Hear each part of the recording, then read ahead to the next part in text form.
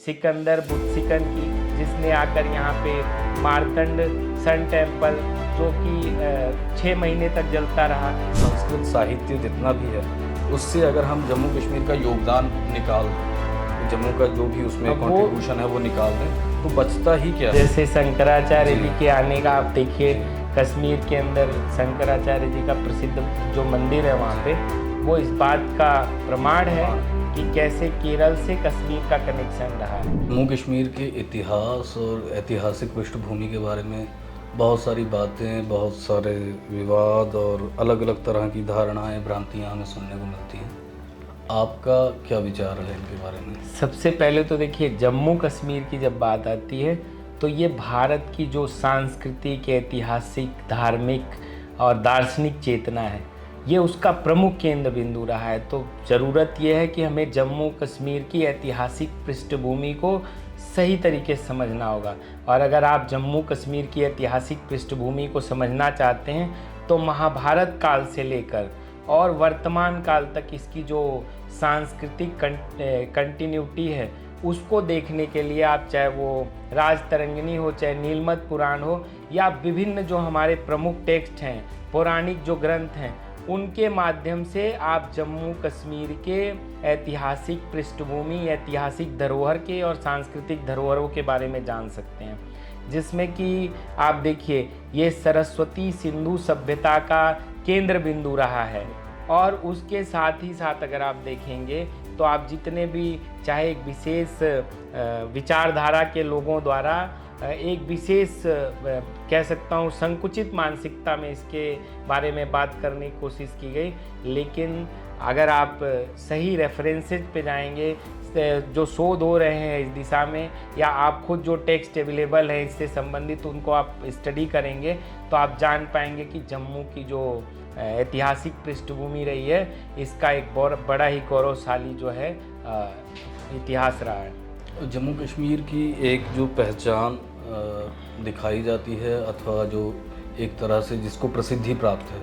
और एक जो वास्तविक जम्मू कश्मीर की पहचान है, उसके बारे में आप दूसरा देखिए, अब जम्मू कश्मीर का मतलब या नाम आते ही, आज तो बहुत बदला है, लेकिन फिर भी नॉर्मली अगर आप देखेंगे तो इसको एक कॉन्फ्लिक्ट जोन के तौर पे दिखाने की कोशिश की गई, और बहुत बड़े कॉन्फ्लिक्ट जोन के तौर पर दिखाने की कोशिश की गई। और यही नैरेटिव चला कि जम्मू कश्मीर में एक धर्म विशेष के लोगों की जो है मेजॉरिटी है, उनका अपना एक नैरेटिव है, वो देश के साथ एकात्मता नहीं चाहते, या इस तरह की तमाम बातें और तमाम वैश्विक मंचों पर। लेकिन अगर सही बात की जाए तो जम्मू कश्मीर तो अपनी सांस्कृतिक और जो इसकी बाकी पहचान रही है उसके लिए जाना जाता है। जम्मू कश्मीर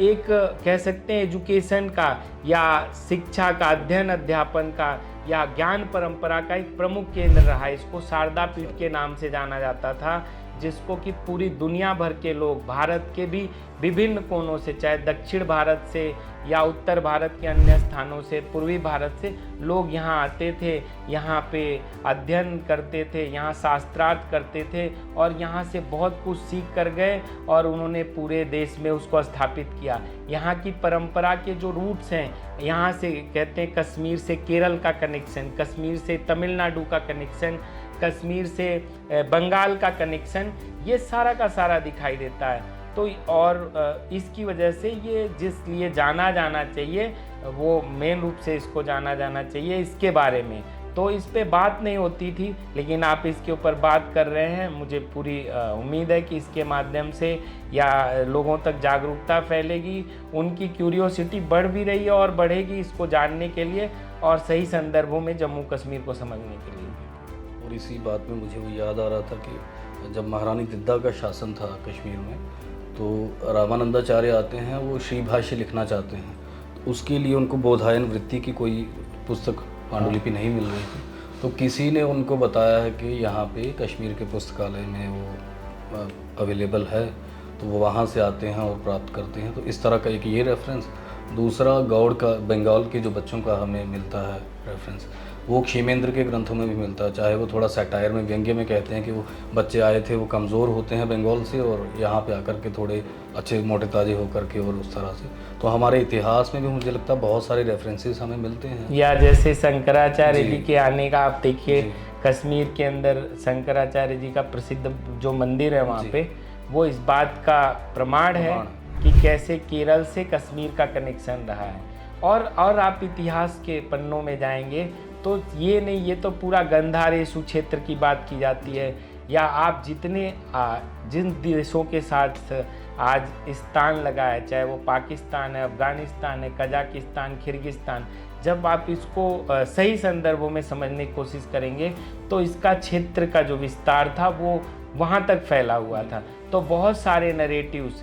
जो कहे जाते हैं कि लोग बाहर से आए और कई इन्वेजन थ्योरीज, वो सब की सब ध्वस्त हो जाती हैं। इसलिए जम्मू कश्मीर को सही संदर्भों में समझा जाना ज़रूरी है बहुत। और इसके विषय में ये सारी चीज़ें लोगों के सामने आनी चाहिए। और अभी वो याद आ रहा था कि हमेशा से हमें अगर महिला कोई शासिका रही, उसके लिए रज़िया सुल्तान या उस तरह का नाम हमें मिलता है। दिद्दा की कोई बात नहीं करता है कि जो 70 साल कम से कम जिसने प्रत्यक्ष या परोक्ष रूप से शासन किया। दूसरा के इसमें नीलमत पुराण में और राजतरंगिणी में भी हमें ये संदर्भ मिलता है कि महाभारत युद्ध के जस्ट पहले कश्मीर में जो गर्भवती वो थी, शासिका थी, जिसके पति का निधन हो जाता है, दामोदर का, तो उसको श्री कृष्ण आकर के युद्ध से पहले इस पे सिंहासन पे, गद्दी पे वो बिठाते हैं। तो अगर भारत में प्रथम शासिका का, स्त्री शासिका का, तो हमें अगर उदाहरण मिलता है तो वो कश्मीर से मिलता है। तो और दूसरी चीज़ भी देखिए, जैसे बात की जाती है जम्मू कश्मीर की, जैसे मैंने कहा कि ये कॉन्फ्लिक्ट का जोन नहीं है, बल्कि ये क्षेत्र रहा है। अगर इसने भारत के और दुनिया के चिंतन परंपरा को जो एक दर्शन दिया, कश्मीर शैव दर्शन की अगर आप बात कर लें, जो इस धरती से इवॉल्व हुआ, उस दर्शन ने तो पूरी दुनिया से कैसे कॉन्फ्लिक्ट मिट सकता है उसकी चेतना दी है, उसकी बात की है। वो कहता है कि पूरी दुनिया के अंदर डुअलिटी को कैसे, क्योंकि पूरी दुनिया में जितनी लड़ाई है, जितनी समस्याएं हैं, मेरे और आपके बीच में भी अगर समस्या आती है तो अहंग की समस्या है, मैं बड़ा हूँ या आप बड़े हैं, मेरी लीगेसी ज़्यादा स्ट्रांग है या आपकी है। इससे बाहर निकलने का चिंतन है जो कहता है कि हर एक चीज़ में अपना प्रतिबिंब देखना। तो कश्मीर शैव दर्शन की परंपरा, जिसको त्रिक दर्शन भी कहा गया, प्रतिभिज्ञा दर्शन कहा गया या स्पंद दर्शन कहा गया, जिसके बारे में भी बहुत सारे विचारधारा विशेष के लोग ये बताने की कोशिश करते हैं कि वो शिव सूत्र के रिवोल्यूशन के बाद से ये परंपरा यहाँ पे स्थापित होती है। लेकिन इसकी जो ऐतिहासिक पृष्ठभूमि है, इसका जो पूरा का पूरा लीनिएज है, वो आप देखेंगे तो त्रयंबकादित्य से लेकर उनके जो 3 मानस पुत्र हैं, जिनसे कि एक से आपका कश्मीर शैव दर्शन है, जिसको अद्वैत शैव दर्शन भी कहते हैं, एक आपका साउथ में जो तमिलनाडु और बाकी हिस्सों में पॉपुलर है, जिसको शैव सिद्धांत कहा गया, और एक वीर शैविज्म या लिंगायत शैविज्म जो है, ये 3 स्कूल डेवलप होते हैं। तो उनकी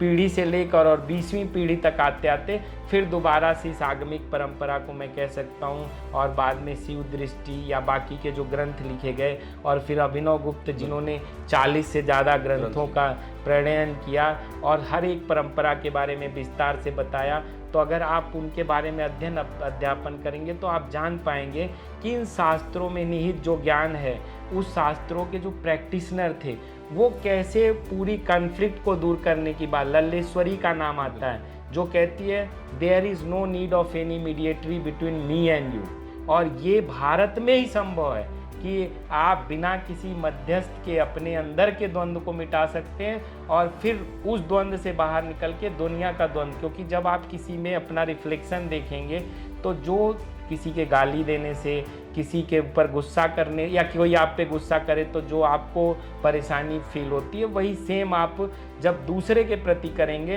तो आपको वही भाव आ जाएगा और फिर कभी भी आप किसी को इन्फीरियर सुपीरियर। तो इसलिए जम्मू कश्मीर तो वो धरती है जो पूरी दुनिया को कॉन्फ्लिक्ट से बाहर निकाल सकती है। इस बात को भी समझा जाना ज़रूरी है। और दूसरा मुझे ये भी लगता है कि अगर हम जम्मू कश्मीर में किसी भी तीसरे व्यक्ति से पूछेंगे तो उसे मीराबाई का नाम पता होगा, मीरा के बारे में ज़रूर जानता होगा। पर अगर हम कहें कि लल्लेश्वरी कौन थी, जो कि 100 साल पहले हुई उससे, और उसके बारे में हमारे जम्मू कश्मीर के बहुत कम लोग जानते हैं और बाहर भारत में भी बहुत कम लोग। देखिए उसके कई कारण रहे। एक तो नरेंद्र जी, उसका सबसे बड़ा कारण ये रहा कि जम्मू कश्मीर की जो ज्ञान परंपरा है, यहाँ पे शारदा लिपि का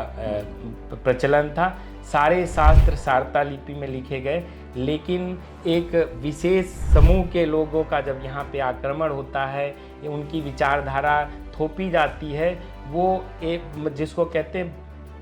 पूरे इंटेंशन के साथ वो आते हैं इसको तहस नहस करने के लिए। तो उन्होंने सबसे पहला काम क्या किया, अगर बात की जाए सिकंदर बुत्सिकन की, जिसने आकर यहाँ पे मार्तंड सन टेम्पल, जो कि 6 महीने तक जलता रहा, उसको तहस नहस किया। उसने यहाँ के मंदिर तोड़े, यहाँ की जो सांस्कृतिक और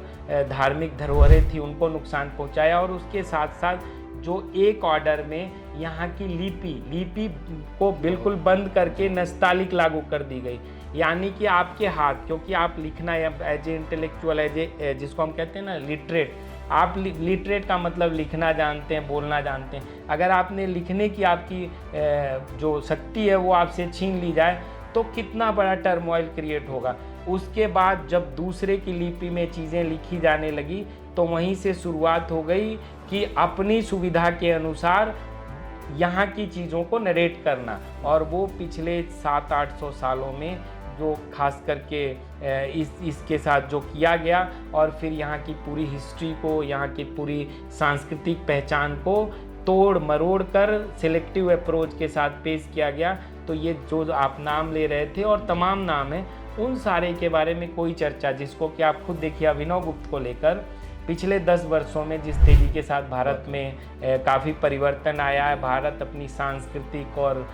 जो इसकी सामाजिक पृष्ठभूमि रही है उसके प्रति जो जागरूकता बढ़ी है, सरकार भी उस दिशा में काम कर रही है, सामाजिक संस्थाएं भी काम कर रही हैं, बहुत सारे थिंक टैंक। उसका परिणाम ये रहा कि 2016 में अभिनव गुप्त सहस्राब्दी वर्ष मनाया गया। उसके कारण फिर अभिनव गुप्त को लेकर लोगों में यहाँ के लोग नहीं जानते थे अभिनव गुप्त। हमें याद है जब मैं इस यूनिवर्सिटी में आया था, हमने अभिनव गुप्त पे कॉन्फ्रेंस की, यहाँ के लोग ये आते पूछते अभिनव गुप्त से मिलना, वो कहाँ मिलेंगे। तो ये इस तरह से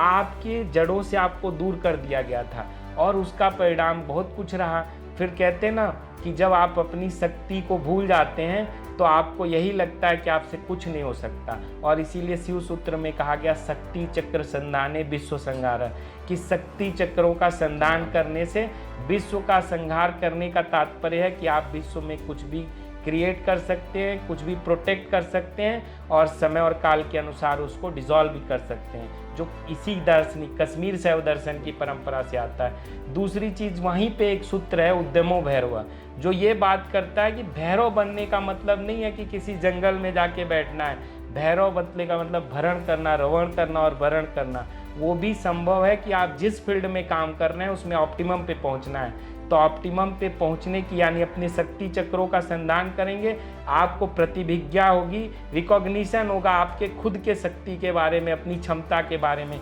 और लिमिटेड से अनलिमिटेड की जो यात्रा, यानी हर एक व्यक्ति वो सब कुछ कर सकता है। ये जम्मू कश्मीर ने इस दर्शन के माध्यम से दिया कि अज्ञान मतलब कुछ नहीं है, that is not false knowledge. अज्ञान का मतलब है incomplete knowledge, and the journey of life is from incomplete to complete knowledge, shrunken to unlimited. और ये दिया, तो जिसने ये अनलिमिटेड अप्रोच दी एक इंसान को, उसके विचार को, वो तो दुनिया के अंदर जहाँ श्रंकेन माइंडसेट है, श्रंकेन थॉट है, श्रंकेन उसकी कैपेबिलिटी है, उसको ख़त्म करने की बात करता है। हमें इस रूप में जानना चाहिए। और जैसे आप बता सकते हैं, आपको पता है यहाँ त्योहारों की बात करें तो बहुत सारे त्योहार, जैसे आप उसका अगर संस्कृति की बात करें तो हमारे यहाँ रोटराड़े होता है, बछदुआ होती है, धर्मदेव होती है, तो कुछ एक हमारे अलग विशिष्ट त्योहार हैं जिनके बारे में मुझे लगता है कि बात भी नहीं होती और एक तरह का लोगों में जागृति भी नहीं है, उस तरह की चीज़ें हैं। दूसरी बात आती है मातृभाषा के डोगरा, जो एक स्वाभिमान की बात आती है डोगरी भाषा की। पिछले कुछ एक सालों में जिस तरह लखनपुर में महाराजा गुलाब सिंह जी का जो प्रतिमा लगाई जाती है, और महाराजा हरि सिंह जी के जन्म दिवस पे छुट्टी की जिस तरह से बात होती है, धीरे धीरे डुग्गर समाज अपनी संस्कृति, अपनी सभ्यता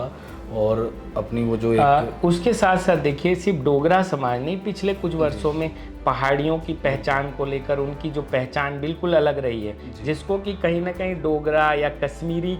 खासकर कश्मीरी इम्पोज करने की वजह से उनकी अपनी पहचान खत्म हो गई थी, जिनका कि पुंछ, राजौरी और मुजफ्फराबाद और जो बाकी का इलाका है वो सब सारा पहाड़ी स्पीकिंग एरिया है। उस पहचान को ज़िंदा करने के लिए सरकार ने उनको एसटी स्टेटस दिया, उनकी पहचान को सामने लाया। गुज्जर बकरवालों को आप जानते ही हैं कितना सरकार ने प्रिविलेज दिया है, सरकार उनके आगे बढ़ाने की दिशा में काम कर रही है। इसके साथ साथ जो जम्मू कश्मीर के लोग हैं, आप चाहे वो हिंदू सनातन संस्कृति से जुड़े हिंदू परंपरा को मानने वाले लोग हों, बौद्ध परंपरा को या सिख धर्म को मानने वाले लोग हैं या इस्लाम के भी लोग हैं, सबको एक तरीके से एकोमोडेट किया। ये सनातन की धरती होने के बाद सबको एकोमोडेट किया, क्योंकि ये आनो भद्रा कृतवंत की जो हमारी वैदिक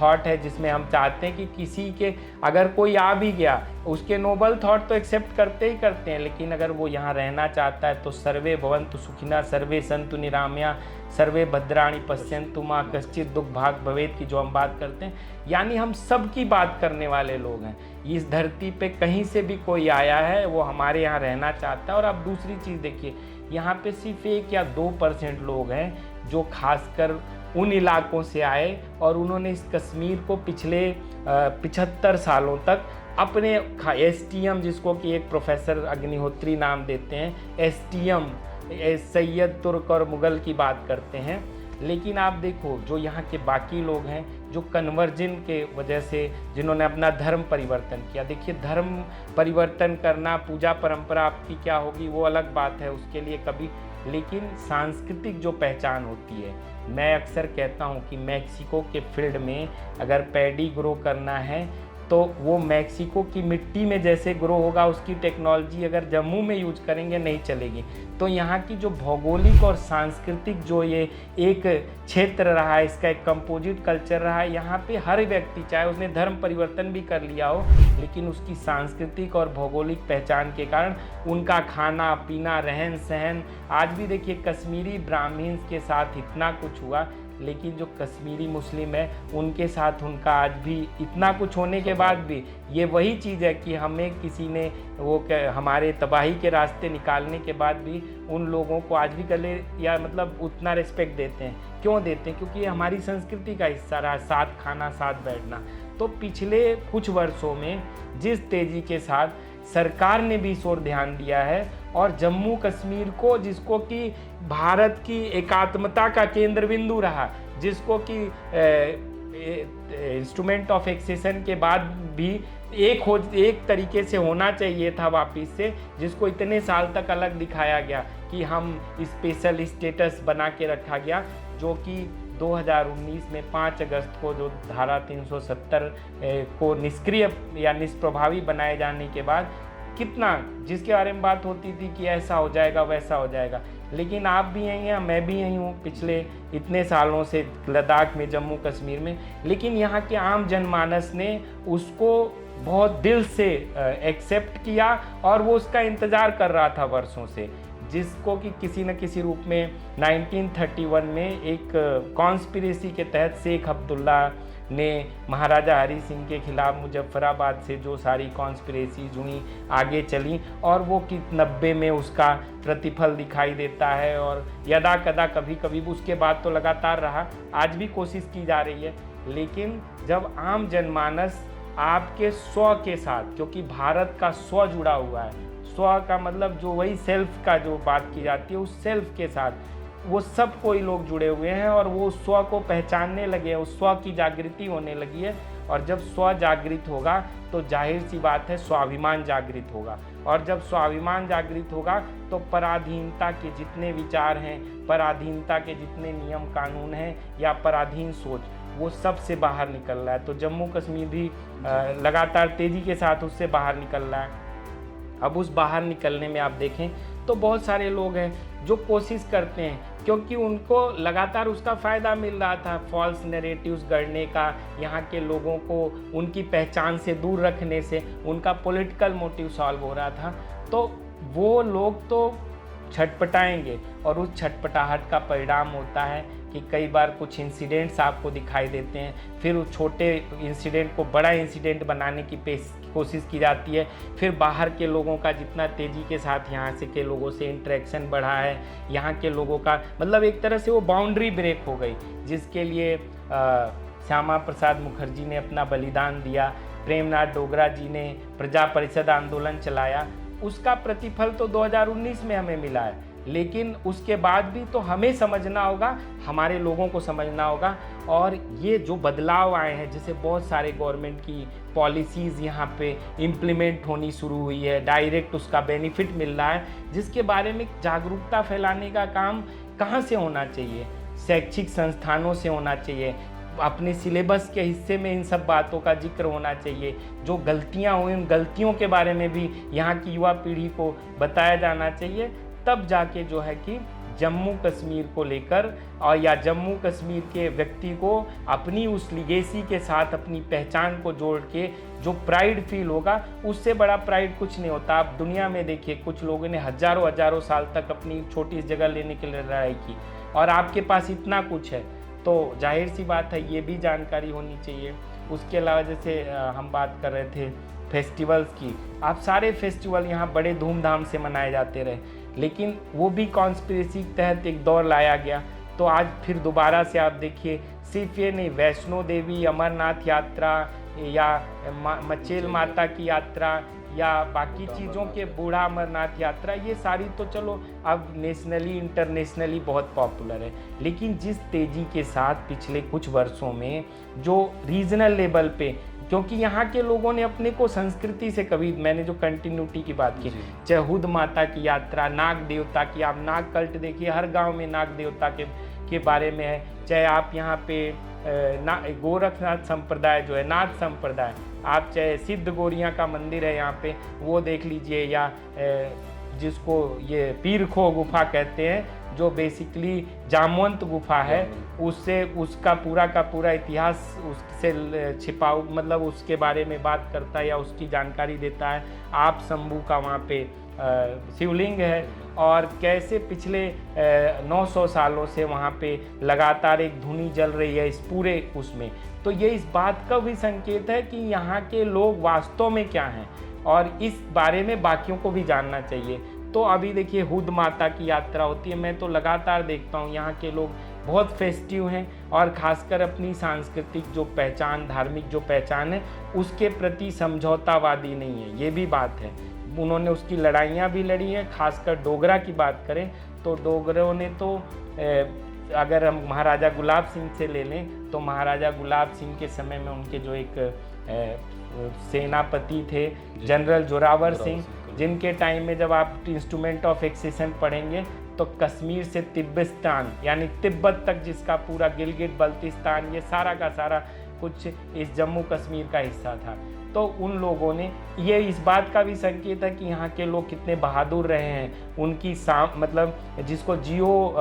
पॉलिटिकल स्ट्रेटजी या जियो कल्चरल स्ट्रेटजी की बात करें, उसमें भी कितने, चाहे इस दौर की बात करें, चाहे ललितादित्य मुक्तापीठ की बात करें, चाहे आप कुषाण डायनेस्टी के समय की बात करें, बाकी बात करें, बहुत कुछ है कहने के लिए, जो मुझे लगता है इस पे लगातार चर्चा होनी चाहिए। और जम्मू कश्मीर के इन सब विषयों को हम एक एक करके बात कर, मतलब आने वाले समय में इन पे विस्तार से, जैसे कि पर्यटन के बारे में, कि जम्मू कश्मीर के जो धार्मिक पर्यटन केंद्र हैं उनके विषय में, और अनएक्सप्लोर्ड डेस्टिनेशंस इतने ज़्यादा हैं, जो एक्सप्लोर्ड है उसका 1000 टाइम्स या मैं कह सकता हूँ 10,000 टाइम्स ज़्यादा अनएक्सप्लोर्ड। जैसे कश्मीर की बात तो सब जानते हैं, लेकिन भद्रवाह जो कश्मीर से किसी भी मामले में कम खूबसूरत नहीं है, पूरा का पूरा चंद्रभागा रीजन आप देख लीजिए। फिर आप इधर राजौरी पुंछ का इलाका देख लीजिए, बसोली, बनी, जो बसोली जिसको विश्व स्थली के नाम पे जाना, इन सब के बारे में आपको एक जागरूकता फैलानी, या जो बदलाव आए, जैसे विश्व स्थली में तमाम चीज़ें जो पहले नहीं हो रही थी, अभी एक गुरुकुल खोला पिछले कुछ वर्षों में। वहाँ की जो पश्मीना, आप कश्मीर की जानते थे, लेकिन अभी वहाँ भी पश्मीना का प्रमुख केंद्र रहा। और अभी एक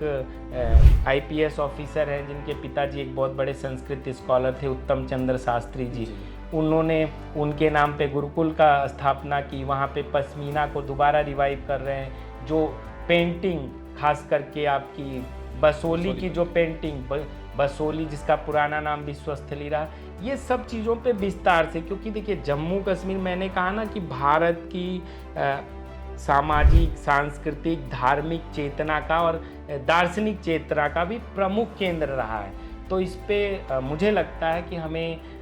आगे आने वाले समय में जम्मू का सर ऐसा है कि जम्मू का युवा भी और अधिकांशतः सब लोग ही वैसे तो कश्मीर भागते ही भागते हैं, पर ज़्यादा से ज़्यादा पत्नीटॉप चले जाएंगे या मानसर और सुनीसर, 2 हमें चीज़ें पता है। बाकी धार्मिक यात्रा के तौर पे पहले तो कुछ लोग ऐसे भी रहते थे कि हर संक्रांति, जैसे हम संक्रांत बोलते हैं जैसे, और अमावस्या, मत्स्य, पुण्य, उस तरह से वैष्णो देवी चले जाते थे। बहुत सारी ऐसी जगहें हैं हमारी, जिस तरह से ये नंद बबोर मंदिर है मनवाल वाला, बिल्वेश्वर महादेव हमारा बिलावर में है, उसके बाद पुरमंडल और उत्तरवैनी में भी बहुत अच्छी एक जगह है जो लोगों को देखनी चाहिए। फिर बात आती है क्रिमची के जो मंदिर हैं, ये 3 जो साइट्स मैंने बताई है, क्रिमची के मंदिर, नंद बबोर के, मनवाल के मंदिर और बिल्वेश्वर महादेव, तीनों 8th या 9th सेंचुरी के आसपास के हैं। तो हमारे एक तरह से हमें ये मतलब मान के चलना चाहिए कि हमारे इस जम्मू संभाग में प्राचीन मंदिरों की श्रेणी में आते हैं। उसके बाद शुद्ध महादेव, मानतलाई। शुद्ध महादेव की प्राचीनता इसी बात से सिद्ध हो जाती है कि वहाँ पे जो त्रिशूल है उस पर ब्राह्मी का अभिलेख आप जानते हैं कि मिलता है, और उसकी जो एक विभू नाग करके एक नाग राजा का नाम मिलता है, उसके हिस्टोरिकल रेफरेंसेस हमें मथुरा वगैरह में भी मिलते हैं। तो सीधे सीधे 2000 साल का हमें एक मिलता है कि वो मंदिर 2000 साल पुराना है। तो इस तरह के हमारे पास बहुत सारे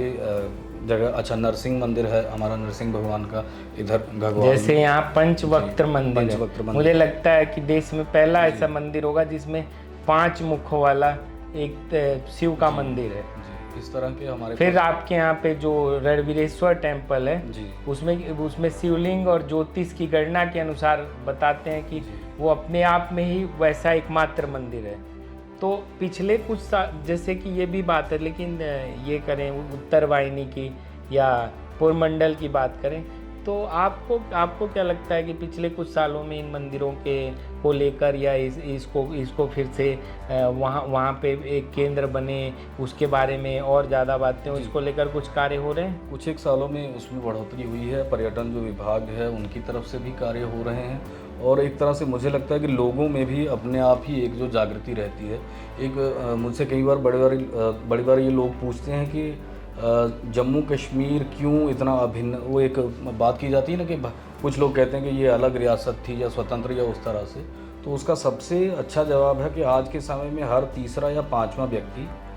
जो करनी भी चाहिए, कि वो भारतीय ज्ञान परंपरा और उसको बढ़ावा देने में आज का युवा इच्छुक है कि भारत की जो संस्कृति है, सभ्यता है और जो हमारी ज्ञान परंपराएं हैं उनको आगे बढ़ाया जाए। अच्छा, उसको बढ़ाने के लिए हमारा आधार जो है, उसके लिए जो हमारे स्रोत हैं, जो उसके सोर्सेस हैं, वो हैं हमारे ग्रंथ हैं संस्कृत भाषा में। और उससे भी अगर हमें और पीछे जाना है, जम्मू का युवा ये नहीं जानता कि वेद जो हैं, जिनको भारतीय संस्कृति और सभ्यता का मूल हम मानते हैं, सनातन सभ्यता का मूल संस्कृत के ग्रंथ, उनकी सबकी भाषा संस्कृत है।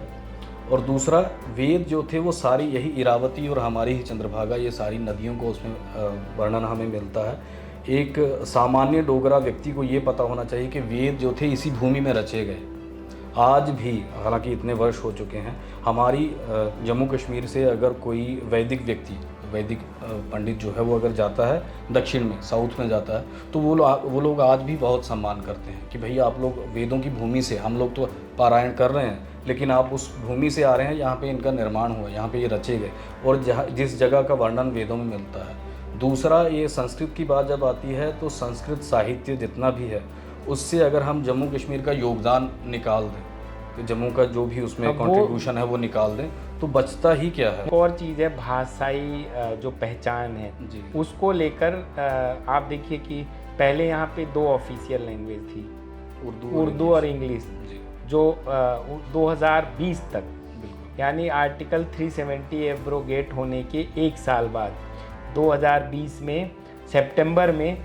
सरकार ने एक नोटिफिकेशन जारी किया और 2 की जगह 5 भाषाएं की, जिसमें आप देखें हिंदी आ गई हमारी, कश्मीरी और डोगरी। तो आपको नहीं लगता कि इस पर ये जो फैसला आया इसके बाद डोगरी की जो आप पहचान बता रहे थे या डोगरा प्राइड या डोगरी भाषा को लेकर बहुत तेज़ी के साथ जो लोगों ने इसको फिर से कि डोगरी गाने डोगरी है, तो आप कुछ डोगरी में हमें बताइए कि डोगरी क्यों या डोगरी बाकी से अलग क्यों है, उसकी मिठास की जो बात की जाती है। डोगरी के भाषा के बारे में तो कहा ही जाता है कि खंड मीठे लोग डोगरे, कि डोगरे जो है वो खंड मीठे हैं, चीनी के समान मीठे हैं। और दूसरा हमारे यहाँ कहते तो हैं कि जैसे जोरावर सिंह की बात आई है ललितादित्य की,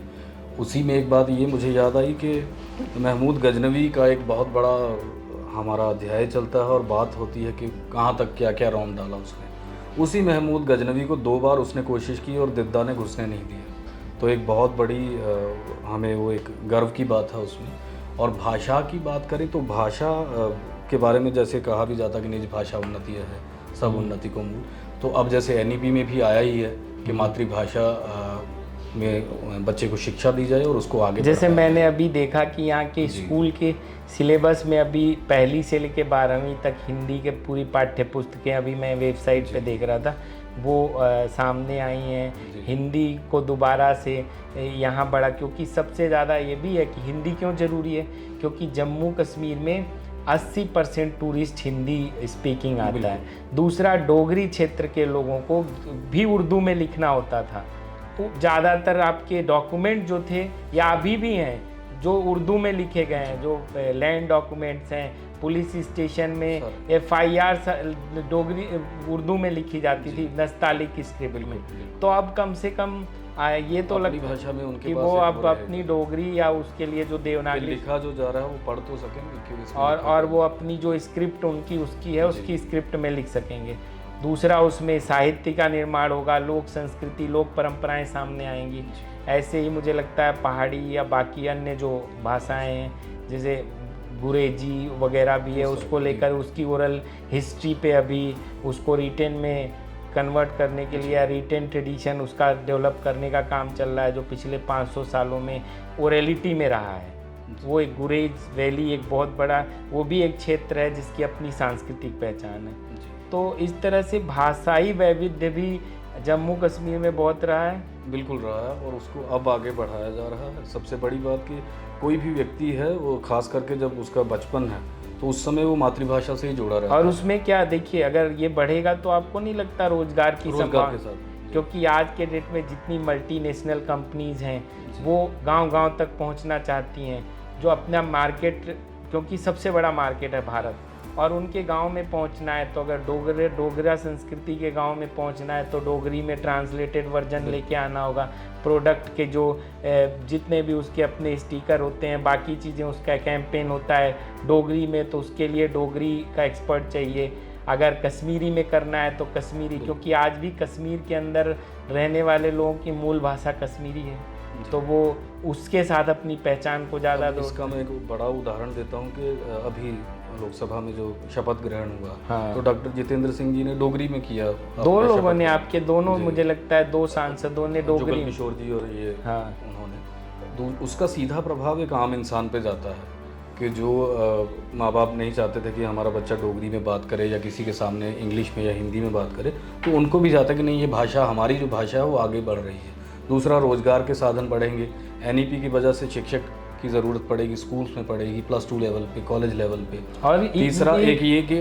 कश्मीरी का चैनल चल रहा है, अभी तक ये लोगों की अभी डिमांड थी और शायद हो जाए जल्दी ही कि डोगरी का भी एक चैनल पूरा चलाया जाए, कि जितने कलाकार हैं, चाहे वो इसमें हैं, एक्टिंग में है, चाहे सिंगिंग में है, तो अपनी एक संस्कृति को लेके आगे बढ़ें, उस तरह से उनको मौके मिले। क्योंकि देखिए, भाषा के साथ आप जुड़े रहे हैं जी, भाषा और लिपियों के बारे में आपकी गहरी समझ है, क्योंकि व्यक्ति जब बात की जाती क्रिएटिविटी की, इनोवेशन की, तो जो उसके इनोवेटिव थॉट्स होते हैं, जो क्रिएटिव आइडियाज़ होते हैं, वो सब उसकी मदर टंग में ही उसके माइंड में आते हैं, और उसको उसी रूप में वो अगर आगे लेके आएगा, उसमें कोई इन्फीरियरिटी का भाव नहीं होगा, बल्कि उसको प्राइड फीलिंग होगी। तो जाहिर सी बात है क्योंकि वो फिर